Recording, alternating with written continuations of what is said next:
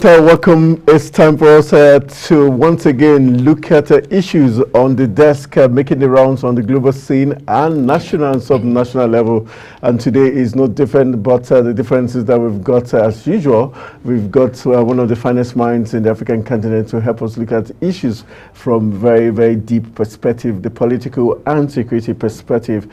And we'll be looking at global issues making the rounds. We'll be taking you to issues concerning the ICC's warrant of arrest still making the rounds as the G7 foreign ministers met to reach a common position on the International Criminal Court of Justice arrest warrant issued for Israeli Prime Minister Benjamin Netanyahu and Italian Foreign Minister Antonio Tajani, who is hosting a two-day conference in the small Italian town of Fiuggi, said he does not think reaching a consensus on the arrest warrant will be difficult. The ICC issued an arrest warrant on Thursday for Netanyahu, and they recently dismissed Israeli Defense Minister Yoav Gallant, as well as the Hamas military leader Mohammed Deif for alleged war crimes relating to conflict in Gaza. Israel's allies had criticized the decision, and member states of the ICC are generally obliged to enforce the warrant of arrest. That's one of the issues we'll be looking at on today's edition of the program. We'll also be taking you to what's playing out in the big Europe, as Europe's defense ministers are meeting in Germany, Berlin, because the defense ministers from Germany, France, Poland, Italy, and the UK are set have already began meeting to discuss measures to strengthen security and defense in Europe. Russia's targeting of Ukraine with a new medium-range missile thought to have implications for all of Europe is likely to play or is playing a major role during the discussions as Germans Boris Pistorius and Francis Sebastian Lecornu and the UK John Halley and Poland's Warsaw all meeting to discuss ahead of NATO's critique of Donald Trump's looming presidency. And so that's one of the issues we'll be looking at on today's edition as regards Europe getting ready. We'll be taking you to South Africa, where NIDCOM is talking. The Nigerians in Diaspora Commission did launch an investigation into alleged detention of a Nigerian, Abdul Olatunji, in South Africa since 2019 without trial. In a statement released on Tuesday, the Director of Media and Public Relations of Protocols for NIDCOM, Abdurrahman Balogun, assured the public that the federal government was committed to uncovering the case. Olatunji's family has accused South African authorities of orchestrating false and malicious charges that led to his prolonged detention. They have called on the federal government to intervene urgently. So we'll be looking at that case. Why is South Africa always on Nigeria's case, and what the implications would be? Just to remind you that Nigeria's NIDCOM is proving a 4-year detention without trial in South Africa, and NIDCOM had rescued 13 trafficked Nigerian girls from Ghana. NIDCOM also did distance itself from a 40 million naira diaspora mortgage scheme. So we'll be looking at all these issues playing out. Other big interesting talking point is the fact that the president by now must have gotten the confirmation of the Chief of Army Staff, talking about President Bola Tinubu formally requesting the Senate to confirm the appointment of Lieutenant General Olufemi Oluyede as the substantive Chief of Army Staff. The request is in line with Section 218, subsection 2 of the 1999 Constitution as amended, and also Section 18, subsection 1 of the Armed Forces Act, which hopefully the confirmation will be done. And the Senate President, Godswill Akpabio, has the task to ensure that this comes to pass. They will also be looking at the naira scarcity hitting the country, as the Central Bank of Nigeria, Olayemi Kadeso, says the Apex Bank will ensure steady supply of cash to tackle shortages across the country. The implication of this shortages is what we'll be looking at as the Central Bank gets ready for its 298th Monetary Policy Committee meeting in Abuja. So these are some of the talking points. And my guest on today's edition is no other person but Like I said, one of the finest minds in the African continent. He is Dr. Moses Asali, who is a security and political analyst.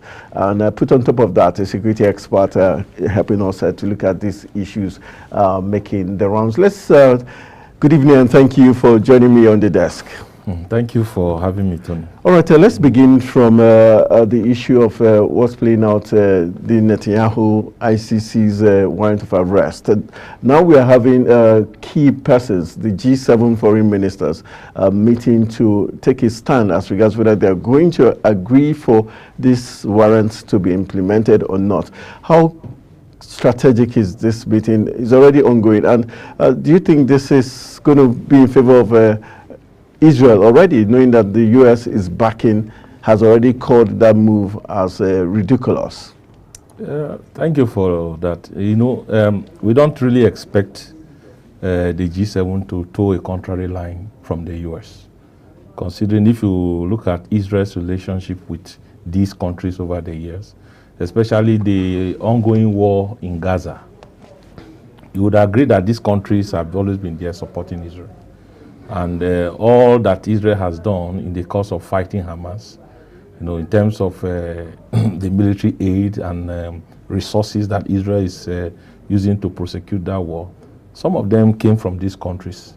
So we don't expect them to say something that is contrary, rather to, you know, to ask Netanyahu to disregard whatever warrant of arrest that is, you know, slammed on him by ICC.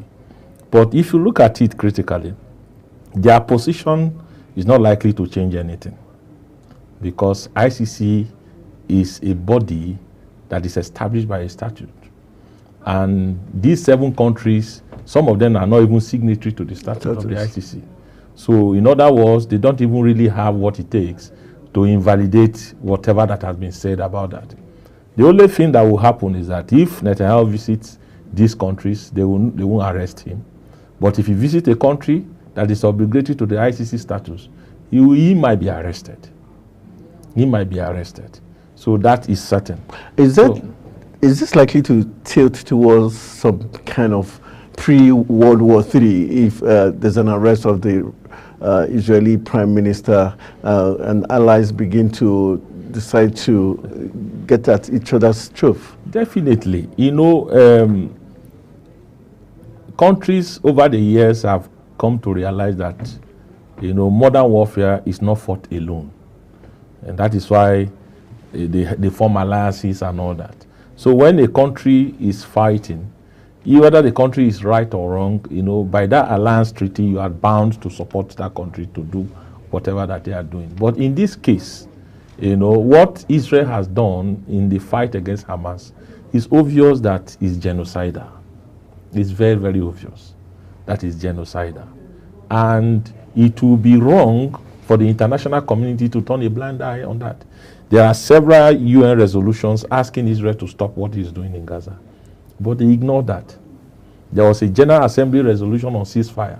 That was ignored. So you can see all these things that, you know, contributed to where we are today. So the ICC's warrant of arrest on Netanyahu is just like that is the last card that they have to throw at him in order to be able to, you know, to control some of the things he is doing. You know, yesterday I was watching the news and the Israeli cabinet were trying to agree on the ceasefire with Hezbollah.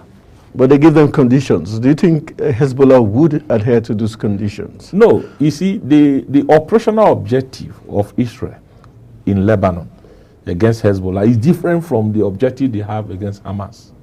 For Hezbollah, what they wanted to do is to degrade their capability. In other words, to make sure that they couldn't launch any attack against Israel. But for Gaza against Hamas, the operational objective is to eliminate them completely. Never to allow them come back to, you know, to take over the territory in terms of governing that place. That is why you see that the kind of heavy power they put down there, they don't put the same down in Beirut. So Beirut's operational objective had been achieved. And that is why they are disposed to ceasefire. Because the essence is to degrade them and weaken their capability to do anything that is significant against them. push them far from their border. Do you think they've achieved it with the killing of their key leaders?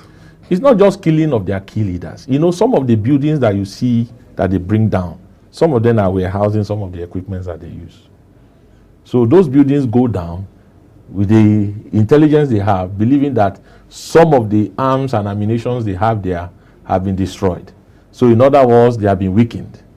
So that is different. But for Hamas in Gaza, it's a different scenario. Hamas is the governing party of Gaza. Is the authority in Gaza. So they don't want Hamas to govern that environment. They don't want, even if you look at the series of events that have happened since Hamas emerged in 2006, you see the first thing that Israel did was to slam sanctions on them, and also went further to create blockades, deny them aid and all that.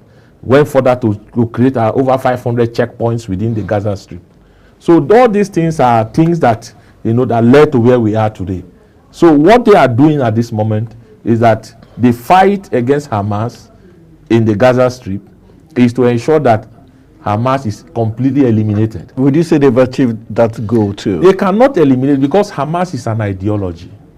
And every ideology lives with people. It may be good, it may be bad, but it's an ideology. You cannot eliminate an ideology. You can weaken it like they have done. But, you know, eliminating, as far as the conditions that allow such ideology to thrive exist, it will still resurrect. It might be 20 years, 30 years, 40 years, 50 years from now, but it will still resurrect if the conditions that allow such ideology to grow still exist within that environment. So that issue of trying to, you know, eliminate Hamas, I don't see that happening completely. Because if you look at the historical creation of Hamas, Hamas emerged from the Egyptian Islamic Muslim Brotherhood. And the Muslim Brotherhood, if you understand their modus of operandi, is a complete jihad. It's total jihad. That is why Hamas is averse to any form of negotiation, conferences, and all kind of resolution that will bring about peace between Israel and Palestine. So they believe that for them to take over the territory that Israel has taken from them, is that they should wage jihad. That is why they have a standing brigade called Al-Qassam Brigade that is fighting.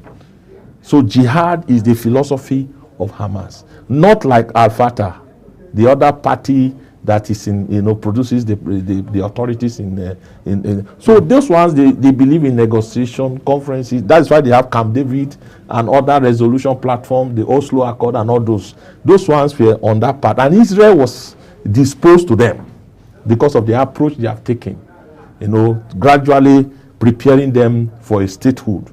But Hamas is averse to such approaches to peace.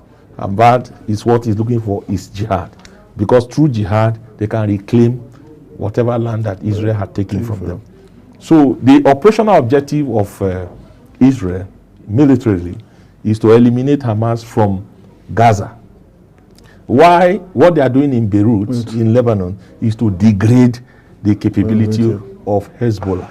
So for them to be discussing ceasefire now, you know, they must have evaluated their operation and thinking that, oh, we are already there. We have weakened them, so we can now allow that to happen. All right, let's move to the next talking point. We're looking at Europe's defense ministers meeting in Berlin. From Germany, France, Poland, Italy, and the UK. They are talking about the fact that Vladimir Putin's attack on Ukraine and the fact that now he's even willing to use the medium-range missiles against Ukraine could be of danger to Europe. Does this pitch Vladimir Putin against NATO? We know that NATO is one body Putin dislikes because NATO is bringing in Ukraine as a member. You know, you see, the war that you see in Ukraine, you know, for more than 2 years now, is a NATO war. So there's nothing by new. Proxy. Yes, it's a NATO war. There's nothing new about that. You know, all the countries that are supporting Ukraine, arming them, giving them equipment, they are NATO countries. There's no NATO anywhere other than these countries. So what the meeting you are saying is that there was a surprise attack. They never knew that such missile exists in Russia. missile with such capability to move from non-Russian territory to Kyiv, which is the capital of Ukraine, and to cause collateral damage. It's a warning shot, because before that missile was released, Joe Biden gave an instruction that American weapons can be used on Russian territory, which Ukraine did. So they responded with a hypersonic missile, just to send the message that we have the capability to hit you wherever you are. That is just the message. So what they are seeing in the meeting they are having right now is to rethink that decision. This guy has this thing. From Russia, he can send this thing to hit us in our various countries. So, but would it be an easy war for Putin to win against 5 countries? No war is easy. If they couldn't defeat Ukraine in 2 years, can they defeat? What are you talking about? Germany, defeat? France. What are you talking about defeat? You know, what make war what it is the objective that you want to achieve. If you put it on the table, put Ukraine here, put Russia here, between these two countries, who has attained this objective? I will tell you, it's Russia. Because the Donbas region and the other regions that were places where conflicts were generating between Russia and Ukraine, they are under the control of Russia. So Russia, as far as we are concerned, if you look at it and you put it on the table, Russia has attained this end state. The essence of fighting, they have achieved that. But Ukraine... So, why they not stopping if they've achieved... No, war does not end by shooting guns or throwing missiles. Wars end on the table of negotiation.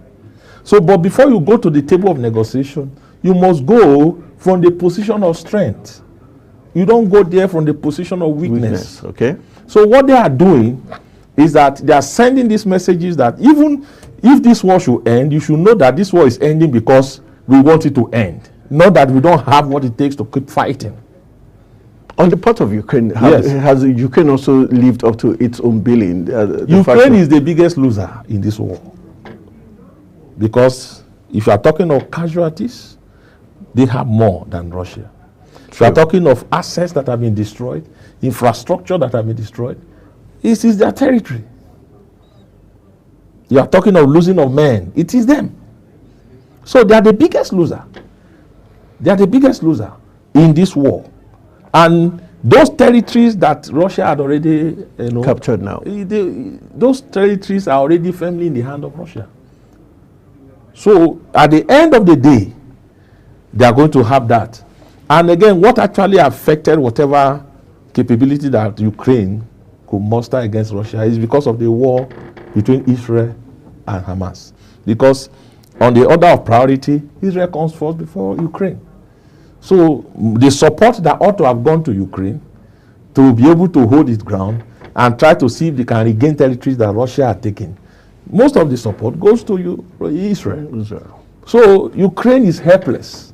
That is why you see the president of Ukraine the other day is eager for Trump to come so that he can settle whatever they have. But why did they decide to also fire missiles into Russia at that point? Was it to prove a point also? You see, Tony, I've told you that the ongoing war is NATO. It's NATO that is firing. The only use the name of Ukraine is NATO that is doing that.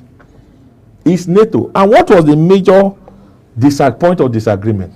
Ukraine should not join NATO. That was the major point. Apart from, the other issues within the country that, those ones are not as strong as the NATO membership. Do you understand what I'm saying? Yes. So that is where the issue is.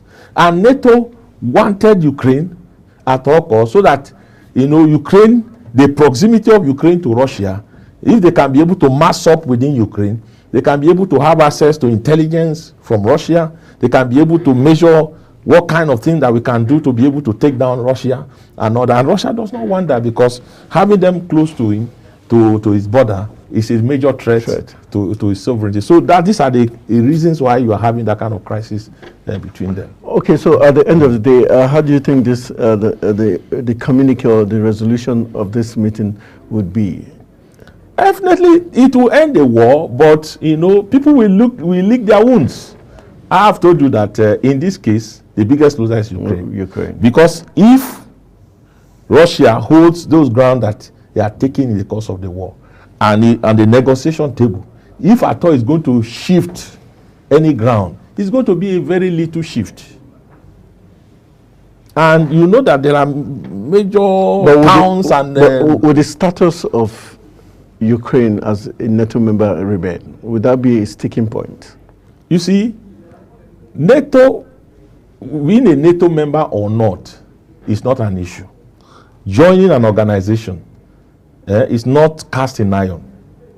If that is going to bring peace and you withdraw your membership from this, then there will be peace. If you withdraw your membership from NATO, I will withdraw my troops from your territory and we'll go back to her and we'll see how we can be able to support you to rebuild some of the things that we have destroyed. Those things will be on the table, on the diplomatic negotiation. Do you understand what I'm saying? But from what Ukraine has suffered in the last 2 years plus, I see them conceding to some of these things. I see them conceding to some of these things because if being a NATO member and with all the support that you have received from NATO, you have not been able to make any meaningful, significant damage in the territory of Russia, then what does that tell you? That being the member would not be of any benefit. What does that tell you? All right, let's come to Africa. Let's go to South Africa, where we've gotten NEDCOM trying to probe into the fact that Nigeria was detained for 5 years without trial. And the family has called on the federal government saying, South Africa, this is done deliberately. Why do you think there's this rift, this continuous rift between Nigeria and South Africa, especially South Africans on their side? You see, before we jump to the conclusion, we need to look at what is the problem. What crime did they commit? Okay, there are crimes that you commit before you can be charged to court for prosecution if they don't have enough intelligence and investigation that not be concluded. For 5 years? Yes. If the crime is an international crime in nature, you know it takes longer time. Okay. Fair enough. I don't know what he has done. I don't know why he was arrested. But I'm just trying to say, if the offense has international dimension, and maybe it's in South Africa and this crime was committed with other collaborators outside South Africa, definitely the process of investigation will take a longer time. That is one. But if you are going to keep someone in your prison for 5 years without formal trial, no, at the end of your investigation and prosecution, what punishment are you going to give to such person if the person had already spent 5 years in your prison? That is a different case. But we should also try. Let us not be moved by emotion. What did he do? Or what has been alleged against him? We need to find out. Because you can't just say South Africa did this, did that, and you don't even have the facts on your table. So we need to be careful about that. Find out what happened. Then if what happened and he has been kept in prison for 5 years, if the punishment he had received does not commiserate with what, then the government can ask questions. And we can now seek for reparations. We can now seek for justice. We can now seek for compensation. We must be able to find out what actually happened. Because if you are driven by, he has spent 5 years, and you don't even have the detail of what happened, you might be wrong. Because if they come out to bring evidence and say, this was what he did, you might be the one telling them sorry for that. We have people even in our country here that are in prison without trial for even more than those 5 years that you are talking about. What have you done with those ones here? Do you understand what I'm saying? So, all right, well spoken. Let's move on. The next talking point is the president seeking confirmation. Do you think there's a deliberate delay in this confirmation? No, I don't see any. And but do you think this delay, while we are waiting, would cause any breach in terms of him discharging his duties? No, he has been doing that. You see, the late chief of army staff was just buried. You know, if you have not done that, you have not done his funeral and all that, and you just bring someone in that substantive capacity, I think it's unfair. and while the person died in active duty, died in office. You have to give him that respect of a proper funeral. Then you can now bring someone that was acting. If you found the person fit enough, then you can now confirm the person. I think that's the procedure. Okay. So, sending his name to the Senate. And there was this seemingly reservations as regards the surrounding his death and all that. Okay, the speculations around that. Yes, even if the family making some comments that seem to suggest otherwise. Actually, if anything of such happens, especially when somebody is holding a high-profile office in Nigeria, and he died in office, they must attribute it to something or the other. But if he died as a result of a medical condition, if he died as a result of a medical condition, I think it's best we leave it at that.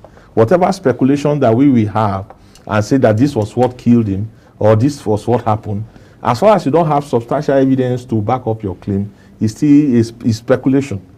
Do you understand what I'm saying? But do you think the federal government or the Nigerian army didn't help matters with the secrecy as regards, because the news about his death seemed to have come? No. When that news was when that Twitter account of one ex account of someone that said that he died, as at that time he had not died, but he was in a coma, according to the reports that we had.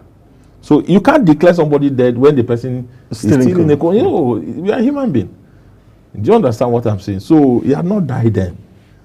But he was in critical condition. If he has reported that he is in critical condition, then it's acceptable. But declaring him dead when he's still breathing is not acceptable. Not acceptable. Okay, let's come into some financial talking points. We're talking about the governor of the central bank, Olayemi Kadaso, assuring Nigerians that the CBN would ensure steady supply of cash to tackle shortages across the country. Kadaso gave this assurance on Tuesday at a press briefing after the 298 MPC meeting. Does the fact that the CBN is saying this, does that show that they admitting that there's shortage? And how worrisome is this for a country with all the challenges we're going through already? The CBN has the mechanism. There are instruments that they use in mopping out funds from circulation. They tell the banks, bring so money to the votes, and they refuse to release. So it's a way of mopping out funds from circulation. And they do that mostly when they realize that the inflation is high. Okay. So they want to control inflation.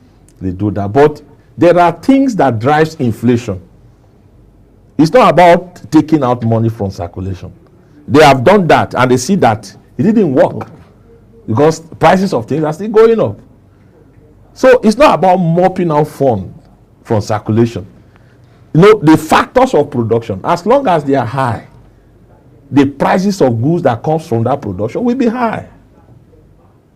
It's simple economics. So if you want to control inflation, what you need to do is to intervene in the factors of production. When you intervene in the factors of production, it will lead to reduced cost of production. And when there is reduced cost of production, then the prices of goods that comes from that process of production will be low. That is what China does. But why is it that we've had the CBN that seem to always have policy somersault or seem not very specific or decisive as regards the right policies? You see, that is where the problem is. When we have fiscal policy, we have monetary policy. True. These two aspects of the economy must come together. If you run them independently, you have the kind of problem you're having right now. So if the monetary side is coming out with policies on how to see how they can strengthen the naira and all that, and the fiscal side is not matching up to whatever it's called, you still have that gap. You are mopping out fund, production has not increased, and all that. What significant difference would you see in the economy? You need to see what is going on from the fiscal side. Then the intervention from the monetary side comes in and be able to stabilize things. But when you do your own, and the other another layer, nothing is done. Nothing much is done from there. It doesn't achieve much. That is where we are. So if you want to control inflation, increase production. When you increase production, what do? The government intervenes in factors of production. The energy supply, the labor and all those factors that that comes in the production process. When government intervenes in such aspect, then the proceeds of that production becomes affordable. Naturally, when it's a simple economics. You understand what I'm saying? You have not done that. You are mopping out funds. You are coming out with this. The interest rate is very high. If someone takes a loan from the bank with that interest rate, do you expect him to sell his goods at cheaper price? How will he be able to pay back the loan? It's simple economics.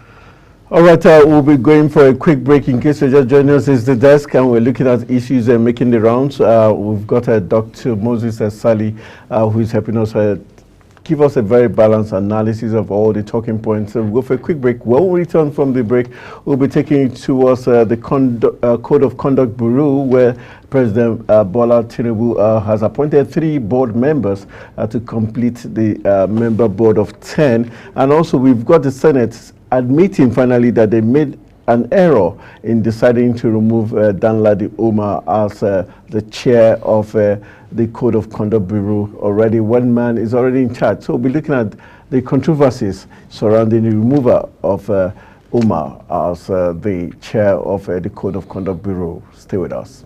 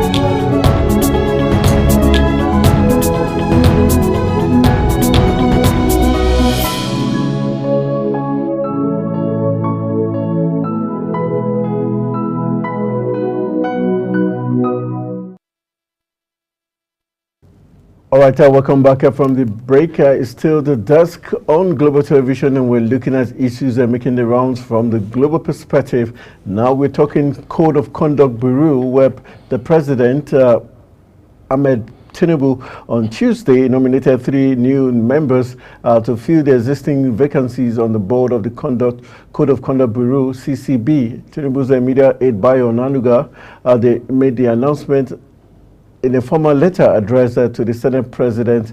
The nominees talking about Alhaji Fatai Ibikunle from Oyo State. We've got Justice Ibrahim Buba, a retired judge of the Federal High Court, and Kennedy Ikpeme from Cross River State.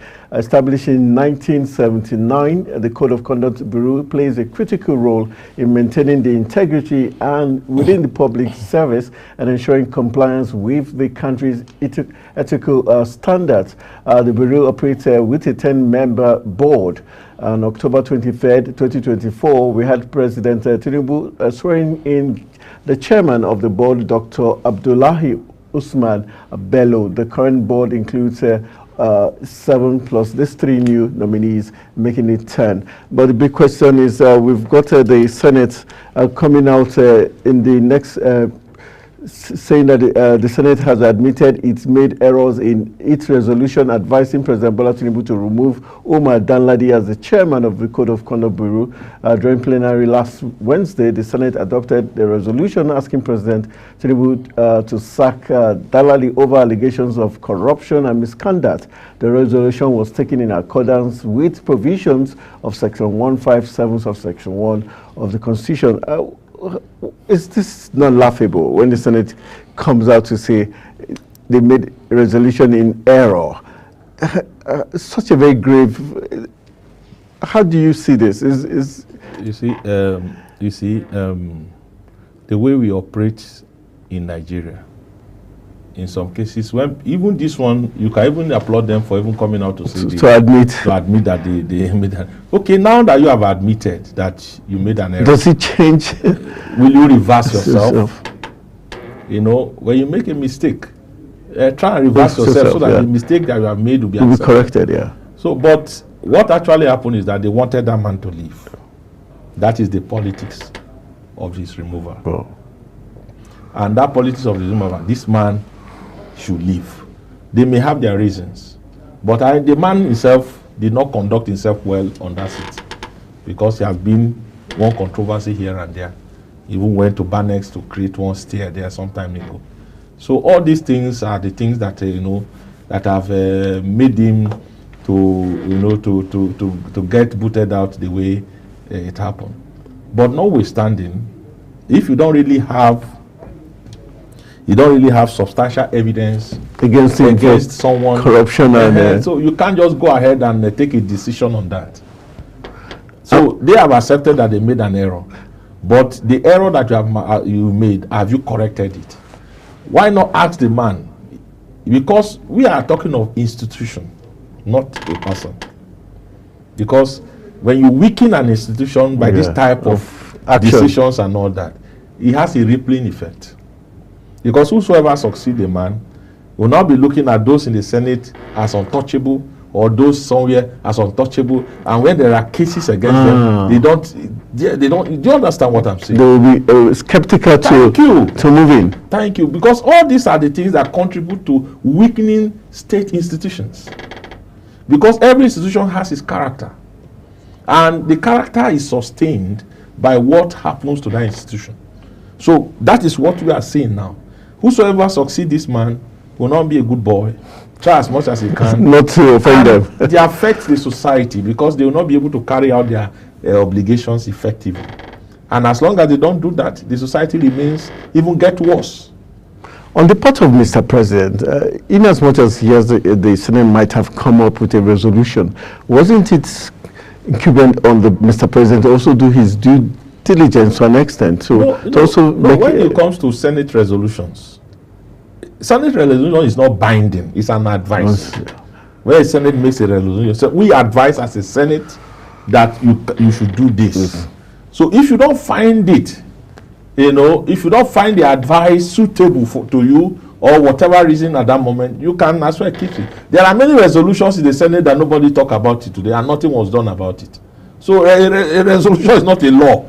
It's a piece of advice that you are giving to the executive or the judiciary or to an institution of government to do something, to look at something that you think they should look at. Now that you have made a resolution in error, and the president had already acted in accordance to it, so what do you do then? No, I'm not looking at Danladi as a person. I look at the institution. Yes. Because it could happen to another institution. You are weakening state institutions. You are weakening them. And when you weaken state institutions, the kind of character that they ought to bring in governing the society, they won't be able to do that. And that is why society suffers when state institutions are weakened like this. So that is the implication, and it has long-term effect because it will enter the psyche of the successors. This man was booted out because of certain factors. Can Danladi Umar sue or... He can. He's within his right to do that. But as I said earlier, there was a politics of removal. So if that politics of removal is still subsisting, he may not achieve much even though if you try to use the legal means to address that. Why? Because the legal institutions are also... If they drag even to the end of his tenure, that could be an option. Because all our institutions are being weakened by politicians here and there. Do you understand me? There is a political objective to get him out. And that has been achieved. So now they are just telling him, look, this thing was not done correctly, but you can still go home. Do you understand what I'm saying? Let's reach the business point of the program. Let's take you to the southeast, where the Minister of State for Foreign Affairs, Ambassador Bianca Odumegu Ojukwu, has announced that President Bola Tinubu will release Mazi Nnamdi Kanu, the detained leader of the indigenous people of Biafra. This was made during the 13th memorial anniversary of late Dim Chukwuemeka Odumegu Ojukwu in Owerri. Ambassador Ojukwu emphasized that President Tinubu recognizes the significance of Kanu's release, which will help unveil criminal elements exploiting IPOB to instigate chaos in the southeast, and also said the people of the southeast are not known for violence. They are known to be their brother's keepers and entrepreneurs, which is true. But this statement, does this put the presidency in a tight corner to say we must release Nnamdi Kanu, or she's actually speaking the mind of the fact that the presidency has given it to her word that they're going to release this man? No, you know, the release of Nnamdi Kanu is more political than legal. Because Justice Binta Nyako had said it should be resolved, yes. Do you understand me? From the legal perspective, he has been asked to be released. But from the political perspective, he cannot go. Because the present administration is trying to extract some level of political commitment from him, from the release of Nnamdi Kanu, because of his political value. He has political value. And you can see what is going on. His appointee is now going around saying that he's going to release that. So that is the political implication of his release. So if Nnamdi Kanu is going to be released from detention, definitely the release will come with a cost, a political cost. For the southeast? Yes. And that political cost has to culminate in 2027. Do you understand what I'm saying? So it's not about just let him go home and he cannot go home. So there must be a commitment about that. That the people of the southeast will be backing. Definitely, because he has political value. For someone, because of someone, you go on every Monday. You go on holiday. How do they call it? Sit at home. And that practice reverberate across the states in the southeast. That's a political value. That's a political value. So he must extract that to his advantage. So legally, he has been asked to go, but politically, he can't go until that commitment is made. So is there a guarantee that he's not going to be released? No, he will be released, but he's going to be close to 2027. Is dependent on the political commitment that is able to extract from the southeast. Do you think it's going to be from him directly, or all the stakeholders in the southeast? No, it's not about his appointee has started going around now. Okay. So it's part of the process. Do you understand what? So his appointee is going around. The Minister of State for is already going around, and she is representing a very strong voice in the southeast. Yeah. The husband was a strong voice, so she will go around. Okay, nice one. All right, let's quickly move to the last talking point, which has to do with Nigerian Customs releasing 21 stolen exotic cars to the Canadian officials. The question is, why the swiftness in releasing these 21 cars to... No, that is the best practice anywhere in the world. Because if you look at it... Some school of thought say, why didn't they put a caveat to it? We see artifacts that were stolen from Nigeria. No, this is different. It's still... No. They are two different things. Yes. The artifacts that were stolen from Nigeria were done during colonial period, pre-colonial, colonial period. And you know that if not now, many Nigerians did not even know that some of these things were stolen. Do you understand me? But this one is pure economic issues. Pure economic. Stolen vehicles from a country. Most of the foreign vehicles you use in Nigeria, they came with trackers. They have trackers. So some of the feeds from the trackers are sent. And those trackers are used, those feeds are used to track those vehicles. So you must give them feedback. They are the one that is from source.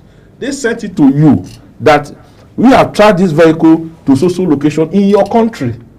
You know, you have international customs. The Interpol was involved. Apart from Interpol, there's international customs. Yeah. So if they have those things, if the customs in Canada is the one interfacing with the customs in Nigeria, they have to do that. Because a time will come that Nigeria customs will also need the help of the customs in Canada to do that.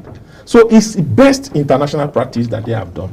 So those vehicles, you know, except if they don't really need those vehicles back in their country again, then they can now say, okay, help us to dispose it and send the value to us in terms of auction it, then the money can be given back to them. But they say we need a vehicle, and it's best practice that you give them the vehicle so that their country will see them as working organization.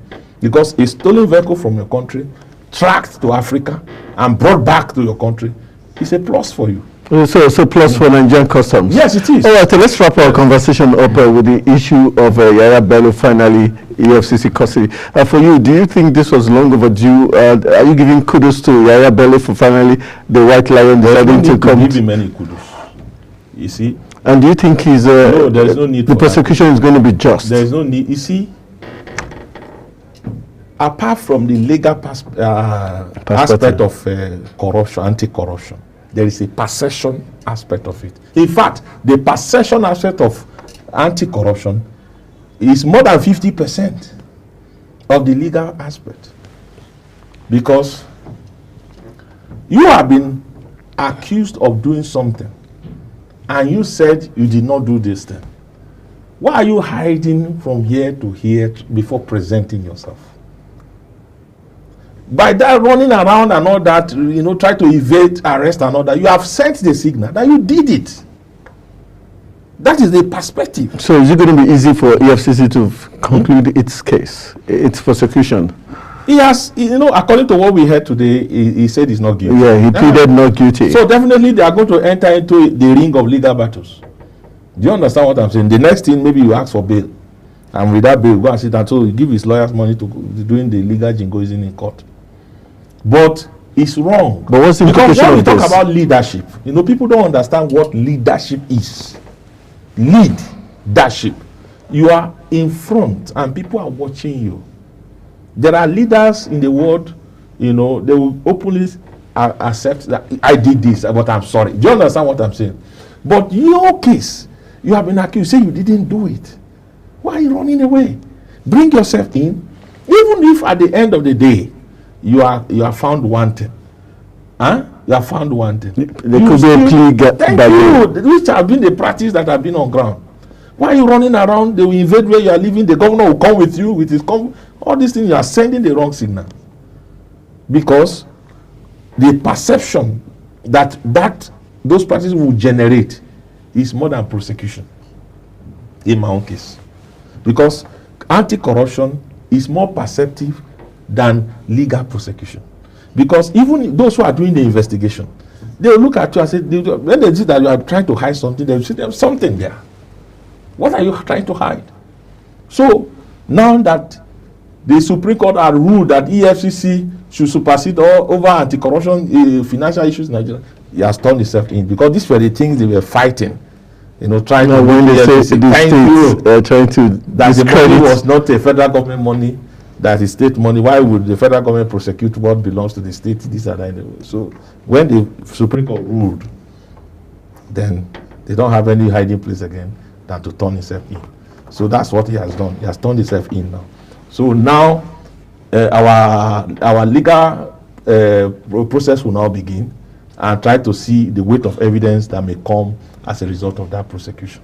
So let's see what happens as we proceed with that. All right, that's how we're going to draw the curtains on today's edition of the program, The Desk. I want to say a big thank you to Dr. Moses Asali for doing a yeoman's job today, from the global perspective down to Yahaya Bello, and we hope the best thing will be done for the interest of the Kogi people and the interest of our country, Nigeria. Thank you very much for joining me on The Desk. Thank you for having me. All right, my name is Anthony Momodi, saying thank you for being part of today's edition of the program. Let's do this again tomorrow. We'll bring up other big talking issues for you to chew on. Good evening.